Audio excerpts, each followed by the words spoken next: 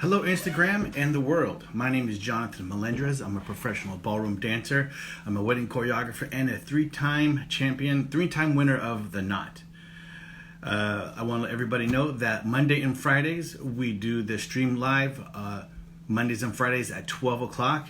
And our purpose here is to bring attention to the wedding industry and all the professionals and craftsmen that are involved in the wedding industry. I do this so we can all get attention and be part of this whole fantastic new world. So I want to let everybody know today that we have a very special guest today. She's a harpist. She has performed for very wealthy people. She has performed for cruises, wealthy people, politicians, and presidents. That's what I meant to say. So I can't wait to get her on the line here in just a second. But before we do that, I want to bring on my sidekick, Angela Naran of Naran Shoes. She's always great fun to have on the show, and I really enjoy her persona when she comes in. Please check her out online. And there she is. Hey, John. Naran, how you doing? I'm doing great, John. How are you? Awesome. Happy Friday. You know, I didn't realize today was Friday. I thought this morning was Thursday. Yeah. Well, it's kind of all blur. We're living Groundhog Day, the movie, you know? That's exactly right. Right, but please, nobody try to jump off of, your roofs or anything, because just because Bill Murray get to come back every day live, I don't think it'll work for us. So hang in there, everybody. Hang in there. What's going on? I'm so excited that we're going to have Esther on today. Yes. Esther Underhay. She's an amazing harpist. I got a chance to see. I haven't heard her or see her play yet, but she did say that she was going to play a little something for us today. Isn't that? I mean, how often do you get a chance to hear or talk to an actual harpist? It's very rare. Yeah, she's phenomenal. She's really one of the world's best harpists. I've known Esther for, I think it's at least 20 years, if not longer than that. Now, is Pastor Paul going to be on today also, her husband, or just Esther? I asked just Esther. Miss Esther today? Yeah. Okay. Then I could actually talk to you and the audience today about Esther probably for about 4 or 5 hours. There's so many stories and so many things that I've shared with her, having known her for so long. Esther actually played at our wedding, at Paul and my wedding. No way. Yeah, but I've known her for years and years before then, and also her husband, Pastor Paul.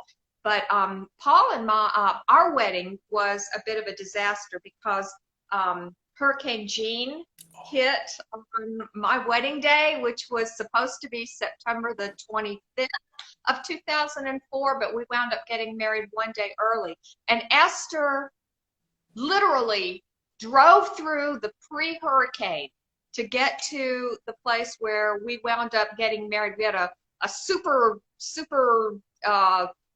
throw it all together at the last minute kind of a wedding, because we had to actually cancel the wedding. But Esther came and she played, and that really shows you the kind of a person that she is, to put herself out like that, to come and perform. But there's something about live music that just really reaches the soul and makes an event so very, very special. So and again, I could talk for hours about her, so I'll try to tone it down and let her speak for herself, and let her beautiful hands and her beautiful music also enrich everybody's day, and hopefully a lot of people's weddings and corporate events and charity soirees. She performs for all sorts of things. She's even performed in hair salons and bridal salons.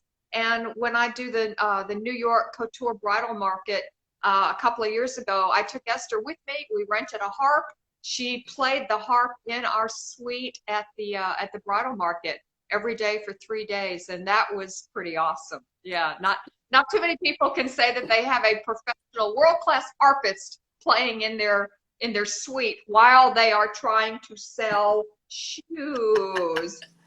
Love those shoes. Love your shoes. You got the best shoes. Everyone who's bought your shoes have always loved it. I loved them. I recommend them all the time. Esther has played for presidents and royalty. Yes. So I think that's you have to be world class. You have to be world class to be invited to do something like that. She is. She's incredible. Not just a harpist. She's also a pianist and a singer and a choir leader. And I mean, she is. And on top of her many, many musical talents, she's just one of the sweetest people on the planet. You're just going to love her. She's wonderful. Well, that's great. Well, I can't wait to get her online here. I know she's waiting on the sidelines here. So let's tune into her. One more thing. I have on another Zola Keller creation here. You know, we've had Zola on a couple of times, but I just wanted to give Zola another shout out. So, you know, anyway. Zola's fantastic. I just saw her on the news. I think it was CBS or NBC or something. She did a great interview on that, on the news. Yeah. So I'm glad you're wearing one of Zola's outfit. That's great. Good for you. Okay, let's talk to Esther. All right, let's go. Bye. Talk to you later.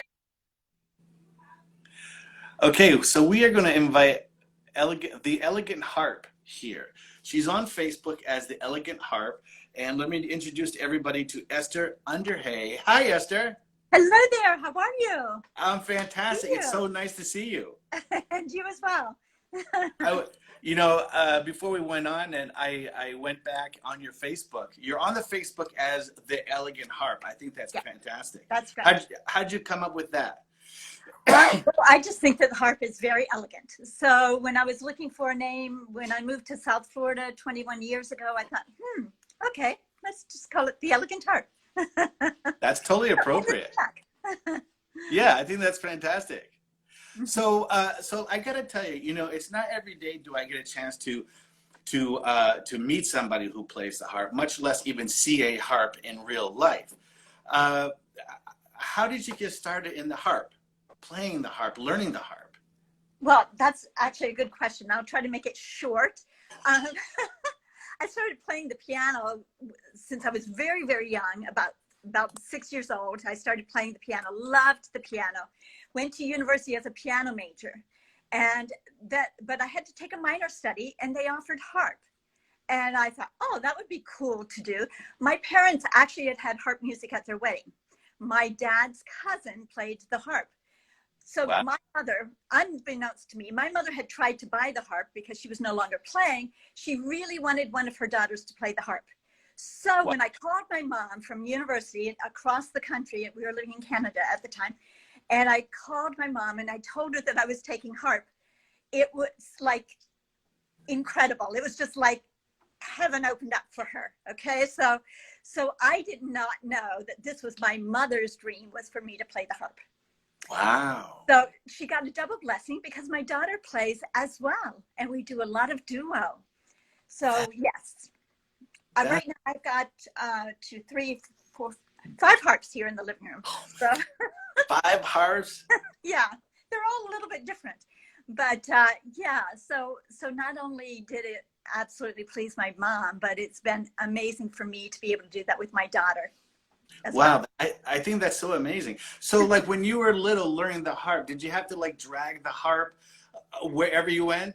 Actually, I didn't start the harp till I went to university.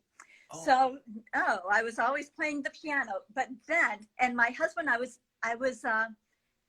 engaged and then married to him. So he kind of thought he knew what he was getting into. He had no idea what it was to drag it across the country. That's amazing. Yeah. I think that's fantastic. What presidents have you performed for? Because we were talking about that earlier. Yes, I played for President Clinton. I played actually for Hillary Clinton on a couple of different occasions, not with him.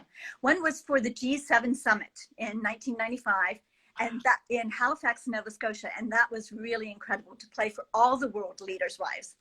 And it was interesting because Madame Chrétien, the wife of the Prime Minister of Canada, is not a public figure like Hillary was. And so she came into the room and I didn't know who she was. And I was practicing tuning my harp. And she said, "Oh, that'll be perfect. That's lovely for tonight." I said, "Thank you very much." And she reached down her hand. She said, "I'm Madame Chrétien."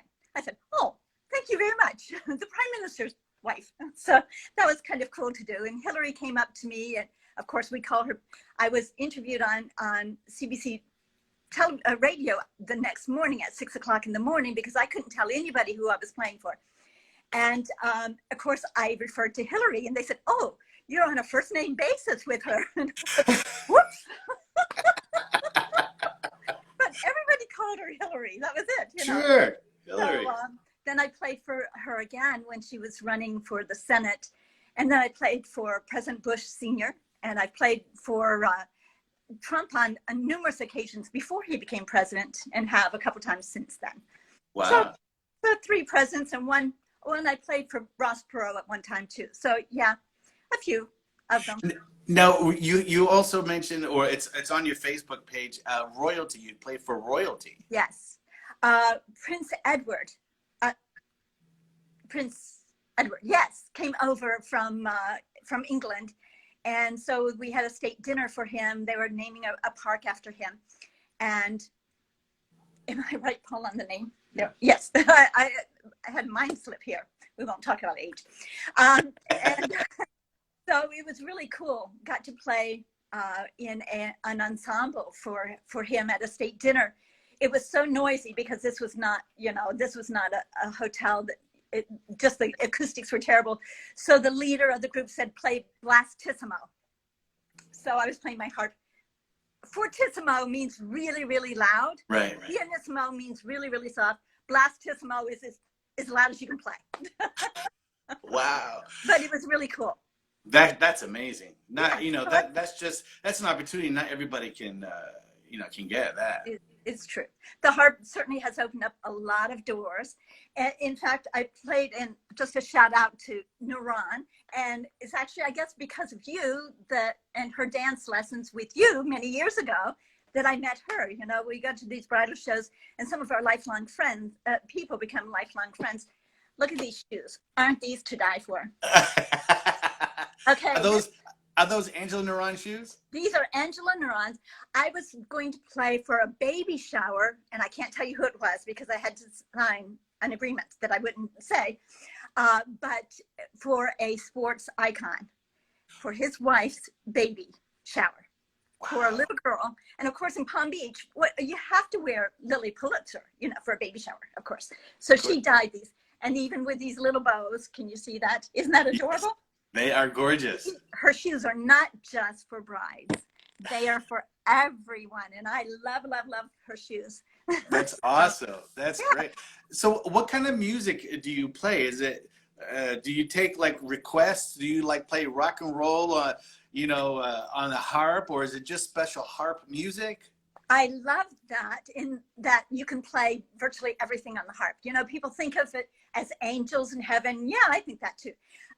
They also think classical. Yeah, that's great too. Standards, yes. But rock and roll, absolutely. I love playing Stairway to Heaven and playing Nothing Else Matters, and just you name it, and I'll try it.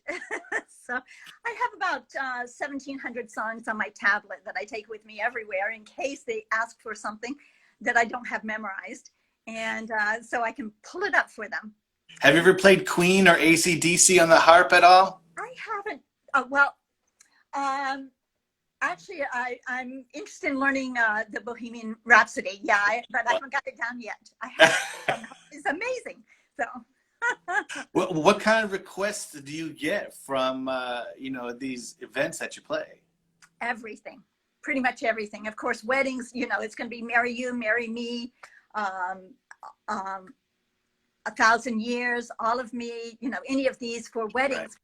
But for other events, you name it. I mean, it might be Beatles, it might be, ABBA, whatever. Right. So. Angela Naran's asking if you play any Prince. No, I don't. I should. Any Purple Rain? Yeah. So that's it on my to-do list now. There you go. That's on your to-do. That's a good one to learn. That's a good one to learn. That's awesome. I think that's such a unique unique instrument to learn. How long did it take you to learn that? Well, I went to university and did this fast track because, again, I just started there and I had to because I switched majors from piano to harp. And so I was practicing. I found that I had to practice 5 to 6 hours every day, besides my full study that I was doing. And then I was still in university, we were married, and then Matthew, our son, came along. So I had kind of a busy schedule. I found if I did less than 3 hours, I would fall backwards. Okay, so No I had to press on 3, 4, 5, 6 hours a day. So it was a full-time job besides my classes. But I don't practice as much now as I would like to. There's always so many other things to do, as you know, with any kind of business that you're doing. There's so much of the business work that you have to do, whether it's Facebook or YouTube or Instagram or whatever. You know, or just following up with the clients that you have and want to give them everything that they want to have. So there's a lot to the business part of it besides the actual playing part of it. Yeah. Do you advertise? How do people get in touch with you? Mm-hmm. I've been advertising for years on the Knot and the Wedding Wire. I've been best of for many years and enjoy that part of it. But that's primarily the way, and of course the Facebook page is helpful. I have a lot of videos on YouTube, more that are going up. Actually, I've got a concert a virtual concert that I'm doing and recorded, and so that will be live. Well, it'll be a premiere on Facebook and live next Saturday. But so it's good to have projects like that right now during this COVID, you know, when I'm not out performing publicly, to have something be working towards. Yeah, now that you bring it up, how is this COVID situation affecting your playing or your business, or how are you dealing with it? Yeah, there is no public playing, obviously. I did actually WPBS in northern New York, where I go in the summertime to the Thousand Islands in Bolt Castle to perform, contacted me about doing a special, a PBS special. So that was broadcast about a month ago and then re-aired this past Tuesday. So, but it was a virtual one. You know, I recorded 2 songs here in my studio and they put it together, these 13 other musicians as well. So that was kind of fun to do. You know, again, using the technology that we have today, it's making it possible to do things like you're doing right now. Yeah. But as far as weddings are concerned, no, you know, that's not. I had one right when it started and there were 6 people there, you know, that was it, and of course space, but nothing since that, you know. So yeah, it's definitely affected that way. Wow. For you too, I'm sure, affecting your lessons. Well, I'll tell you, yes, this COVID thing is really affecting, you know, my business as, you know, a wedding choreographer, you know, all of that. So, you know, like everybody's doing, you have to evolve. Yeah. You have to go around, you have to work with the issue because it's not going to go away. And, you know, we're all being forced to work in this environment. So I work, you know, you have to deal with the COVID. So what I do, you know, we were closed for a while, for a long time. And so, you know, we just opened up, you know, not too long ago. And when we go into the studio, you know, we wipe it down. We ask all our students to wear masks, of course. And if they want to wear a face shield, more than welcome to wear a face shield. You know, I stand 6 feet away from my wedding couples or my couples that just want to learn social dancing or wedding dancing. So I stay 6 feet away. I wear my mask and I scream from a distance. Because usually I'm up in their faces, you know, putting my hands on them and moving them and getting them to do what they need to do. But you know, I got to step back and try to do it from 6 feet away. So, you know, it's still fun. You know, our students still get a big kick out of it. They love it. They come back for more. And then I have my group classes now. I've teamed up with my little brother. He has a couple of studios, and he's doing his group classes on Zoom. Oh, yeah. So I've Royal Palace, I got to say royalpalacedance.com. So I team up with him to do the group classes, and people it's not the same as being, face to face, but people still they still receive, knowledge. They still get a chance to practice while, a professional's watching them practice, so they don't lose their techniques in this time. So when they're ready to go back into the studio, they're much better off than they were if they weren't practicing. So, oh, sure. So you do give lessons to couples other than those that are getting married? Yes. I get couples all the time. And, one of the things that I get is, whether it's the wife or the boyfriend coming in, oh, can you teach, my partner how to dance because he's really horrible? And, I get that all the time, but really I find out that the person that they want their lessons for are much better than the person who's asking for the lessons. It's really funny. It's really a great scenario. But yes, I work with couples, and I work with same-sex couples. I work with, husband and wife, bride and bride, wife and wife, husband and wife. And I deal with individuals too. It's great fun, and a lot of people love it. I just don't teach dancing and choreography. I always find myself being like a couples therapist. You know what I mean? Yes. It's really interesting. Well, you have to be able to dance together, right? You have to be able to work together to dance together, right? It's true. It's absolutely true. Well said.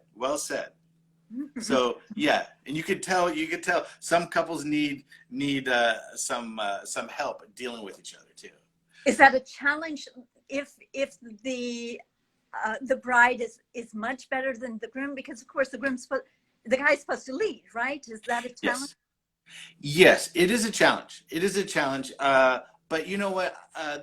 I've overcome that challenge by taking the person who has more dance experience, and making them dance more.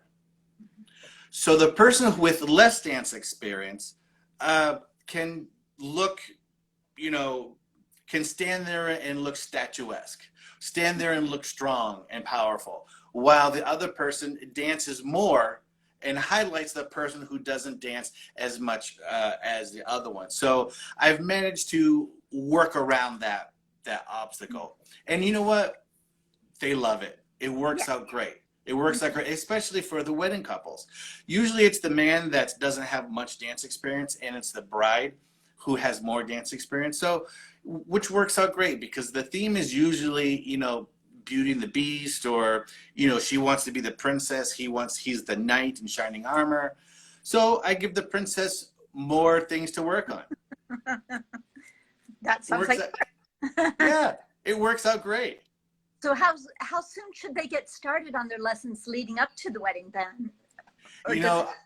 I'm glad you brought that up, because I tell everybody 3 months in advance. Mm-hmm. 3 months in advance. I give them 3 months in advance, and I tell them that because they need time for their body to assimilate to, the physical demandingness of the dancing. It has to be part of them. It has to be part of their muscle memory. So that's why they need to come in not once a week. A lot of times I ask them to come in 2-3 times a week for that, because the last thing you want is someone to look like they've had lessons, someone to look very robotic on the dance floor. And nobody wants that. Yeah, that's like learning a piece of music, is that you learn the notes, but then you have to internalize it, and that's kind of what you're saying there. Is just to internalize the dance so they can enjoy it. For someone like you to study a piece of music and then perform it, that takes time. It takes hours of practice, right? Yeah. You asked if I take requests, and often couples will ask for requests, but occasionally they'll ask me the day before the wedding or 2 days before, and I'm thinking, it's a song I don't know. It may be a song I've never even heard before. And I said, you have to give me a couple weeks. First of all, I've got other things to do. But it's learning it, first of all, what it sounds like, what the notes are, and then feeling comfortable doing it, so that it's almost memorized when I'm playing them again. I don't want it to sound robotic. Yeah. Yeah. I mean, if for you to be handed a piece of music and then perform it, you know, what's your ideal length of practice or rehearse before you perform it? Well, of course, we have now the YouTube so you can listen to almost any song, which is wonderful. When I first started, there was no internet. You were reading every single note, and of course, I'm still reading every single note. But once I've got the sound of it in my head, it helps me a lot to learn the music, you know. And but again, it takes. I ask them for 2 weeks ahead of time, simply because I may have events that I'm playing for, corporate events, Monday, Tuesday, Wednesday, a wedding on Friday, and their wedding's on Saturday. It doesn't mean that I've got that much time to be working on that. Yeah. So I do ask them for a couple weeks ahead so that I can prepare. Do you use techniques to help practice? Do you hire a coach to help you learn a specific piece or anything? No, I just, you know, I read the music. Of course, sometimes my daughter will say, hey, that's not the way they sing it. I said, well, that's the way it's written. So I need to listen to the music, you know, the way people are used to hearing it. Again, because they're not necessarily singing it exactly the way that it's written. And so that's a challenge too, you know, to do that. But, you know, the thing is I could sit down, I can learn any piece in the world. It just takes time. Sure. It just takes time and a little practice. Yeah.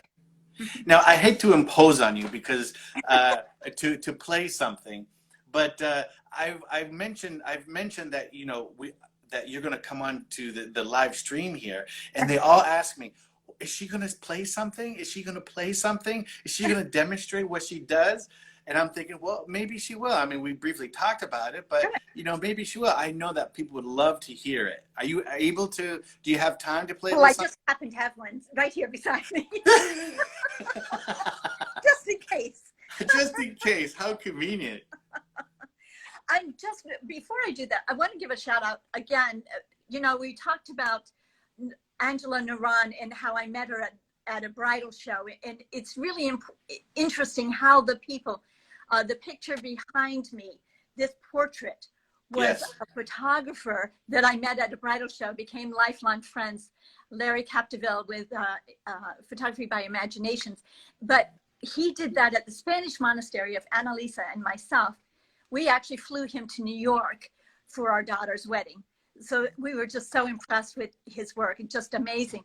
But you know, the skill that you bring, each component is so important to the wedding, whether it's the photographer, whether it's the shoes, whether it's the music, the caterer, the venue, all of those work all together, don't they, to create the wedding of their dreams, don't they? Yes. So anyway, having said that, I just wanted to say that. All right. Okay, so just very popular song now for weddings, of course, is 1,000 Years.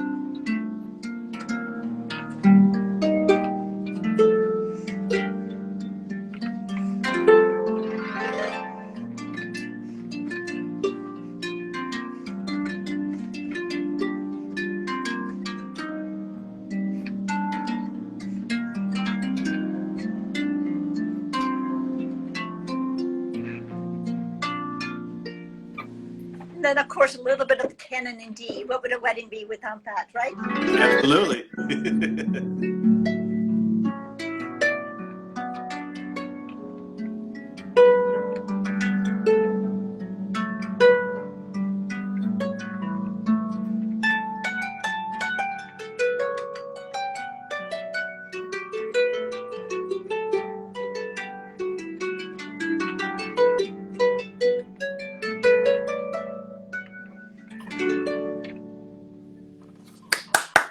Oh, thank you. That is incredible. And then, you know, I mentioned I love doing like clocks or Game of Thrones, you know, because people say, oh, you know, they haven't paid one moment's attention to the harp during the cocktail hour or something else until you play something that they know. So.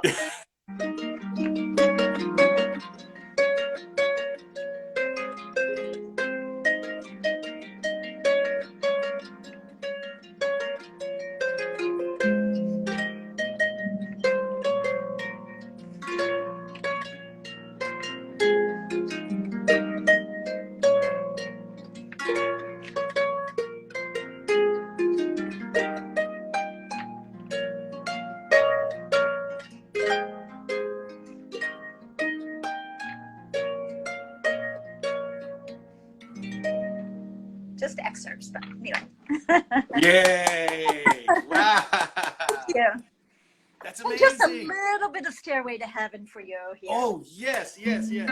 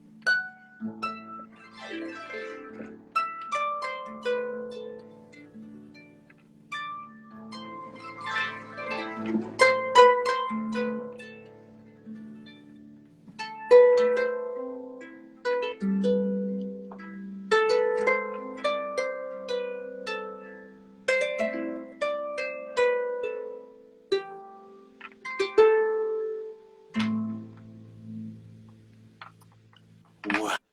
Oh, that is amazing. Thanks. That is amazing. Stairway to Heaven. I love it. It's so much fun. It's so much fun. And that's one thing, whether it's the wedding cocktail hour, whether it's a corporate event, whatever it is, I like to personalize it so that it's music they want to hear. You know, to me, that's important. Almost not as important, but almost as important as the processionals and the recessionals, because again, it's their party, it's their fun, it's their enjoyment. So if they want classical, sure, I'll do that. But if they want all current pop stuff, absolutely be happy to do that, or anything in between. Wow. So, a lot of fun. That is beautiful. That is so beautiful. And I'm so impressed because, I mean, I play a little saxophone, but you've got, Cool. how many strings do you have on that? There are 46 strings. 46. Yeah. So, you know, if you've got to tune, it takes a little bit of time to do that, you know, and keep it in tune. And there's an old saying that a harpist spends his or her time tuning the harp and the other half playing out of tune. Wow, you are fantastic. But what you don't see is there actually are 7 pedals as well on the harp. And so these are like the white keys on the piano. So you've got the whole range of the piano. You've got 7 octaves here. But the pedals actually have 3 notches, and that's for your flat, your natural, and your sharp. So if I'm playing something like jazzy, like Satin Doll,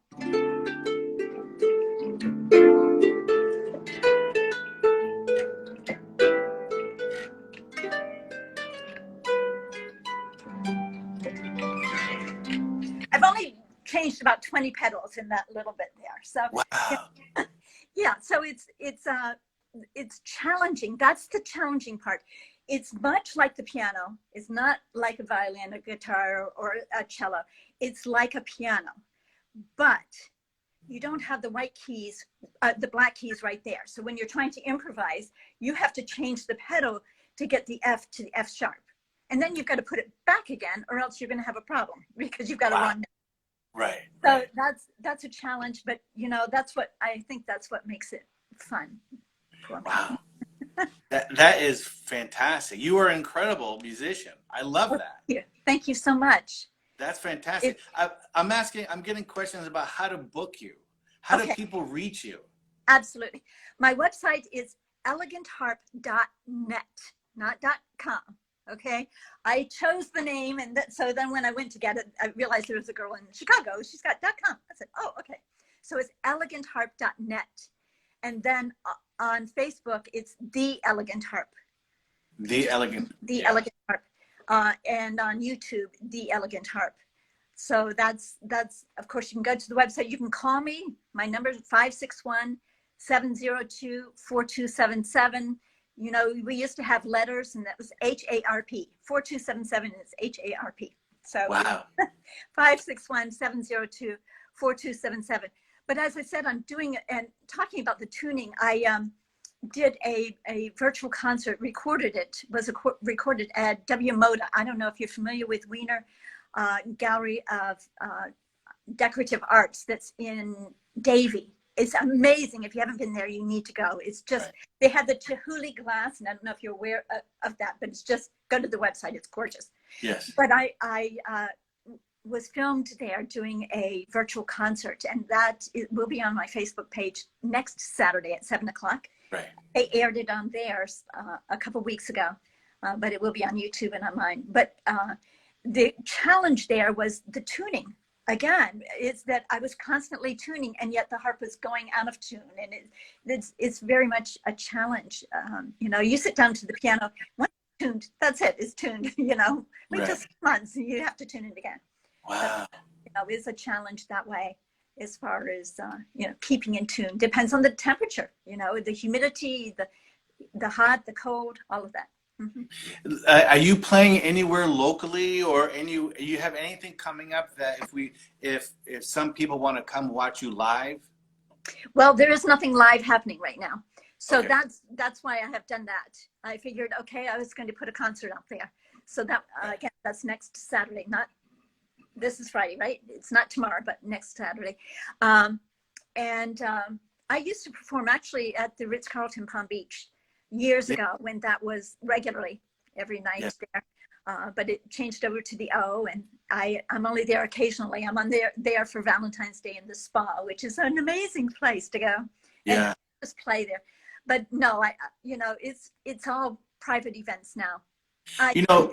If you ever wanted to do a virtual live performance, or if you have something that you want to promote, or please call me. I would love to do a virtual concert or whatever that you wanted to do online. I would love to help you, promote whatever you got going on. I mean, that's great. Just listening to that, a few minutes of what you play. I can't believe how amazing a concert or a performance would be. Oh, well, thank you. Yeah, I would like to. We'll have to do that. Yes. So thank you for coming on and giving us an extraordinary little demo of what you do. It's been a pleasure, Jonathan. So nice to get to know you, and I think it's fabulous what you are doing, and looking forward to continuing to see the different guests that you have on here. I think this is a fabulous format for this. Yes, thank you, and maybe later on we'll talk about doing a little live performance or something, if you're open to something like that. Sure. Yeah. Can Wonderful. I do one more sales pitch here for Angela Naran, okay? Yes. The concert that I did, and I decided not to wear the gown today, but this is the gown that I bought for a very important event that I was playing for, and I actually used in the concert. So when I went to Angela and I said, I need some shoes to go with that. So she actually took some lace, dyed the lace gold to go with the shoes. Isn't that amazing? So wow. It's really incredible for whatever event that you're having. Angela Naran shoes are just amazing to do your dancing everywhere. She's a fantastic dancer too. So yes, if you ever get a chance to see her dance, she's fantastic. She gave us a few lessons, and then we didn't get back to that again. But it is our dream to do that. And of course, she's gotten very, very busy with her shoe line. Yes. Yeah. but an amazing person. And I'm so glad that she brought us together for this. Yes, So yes. much. This was a pleasure, a true pleasure. My pleasure. Absolutely. Well, thank you so much again. And, we'll talk. We'll see if maybe we can do something in the future. So thanks again for coming on. I really appreciate Great. that. Thank you. And have a wonderful weekend. Yes, you too. Be safe, okay? Yes, you too. Thank you. Bye. Bye-bye now. Wow. What a an incredible little a little show she gave us. She gave us a little demonstration. Unbelievable. And Iran, did you get a chance to hear? You heard that. Did you put the volume up on your phone for that? As loud as it would go, and I was mesmerized. You probably can't tell it, but I'm crying right now. I wish that I could hug Esther through the phone. She truly is one of my dearest friends, John, and I'm having a hard time speaking because I love her so much, and I'm emotionally, into this interview quite a bit. But I hope that anybody that's looking for someone to perform at their mini moni or a micro wedding, or when the time comes and we can have the larger ceremonies again, what she can bring to an event. You just saw a tiny little piece of it on a phone, on a phone. But if you can imagine the richness and the fullness of that sound coming from her beautiful, like she said, she's got 5 harps, and depending on the venue and the location, which harp she decides to bring, it really adds so much to any kind of an event. Yeah. I've been to, I can't even begin to tell you how many times I've gone to hear her play, either at performances or events or parties or charity things, church, all kinds of things, and Christmas specials. It's wonderful. That was a beautiful interview, and I think people got a good sense of who she is and how delightful she is to be with. Yeah, good people. Definitely, really beautiful lady. Yeah. And she Wow. gave me some plugs on the shoes. Thanks, Esther. I appreciate that. I'm no good at talking about my own stuff, so thank goodness somebody is doing it for me. I'm just a little worker bee. I just grab my shoes and head into my warehouse and my studio and do my work. So I appreciate that she gave me a little shout out. They really are amazing shoes, and she's an amazing person to customize for, because whenever she performs, depending on the venue, she may wear some, she showed you, some phenomenally beautiful clothes, and I really enjoy customizing shoes for outfits. I do that a lot for Mothers of the Bride and Mothers of the Groom. Wonderful. And of course. I think that was a great. I thought that was a great little show, and it was definitely worth having her on today. So that's great. She should be a bring back. She's a bring back, definitely. Yeah, in fact, I had a couple ideas already, but we'll talk about it after. We'll talk about behind the scenes. Okay, sounds great. Ron, you're awesome as usual. Thank you for coming on. Oh, John, it's always a pleasure. I love you. Esther, I love you so much. Thank you for doing this. I know that a lot of people really enjoyed it. Give my love to Pastor Paul, too, and hope to see you guys soon. John, you take care. Have a wonderful weekend, okay? Thank you. You take it easy. Stay safe out there. Bye-bye. You too. Bye-bye.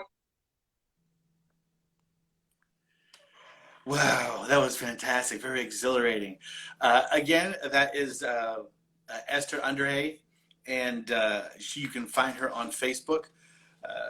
If you got, you could see how talented it is, and if you do get a chance to hire her, she just gave you a little demonstration of what kind of quality of a person she is, and a little sampling of her talent, and the harp that she plays is just unbelievable. She's definitely worth the trip, or whatever effort it takes to invite her to an occasion that you're going to have. I want to thank everybody for coming. Oh, and you can find the Elegant Harp on Facebook, the Elegant Harp, Esther Underhay. And please tell her that Jonathon Melendrez sent her. I want to wish everybody stay safe in this COVID season, and stay in as much as you can. Wear a mask wherever you go. Take care. Happy Friday to everybody, and have a great weekend. Thank you for watching.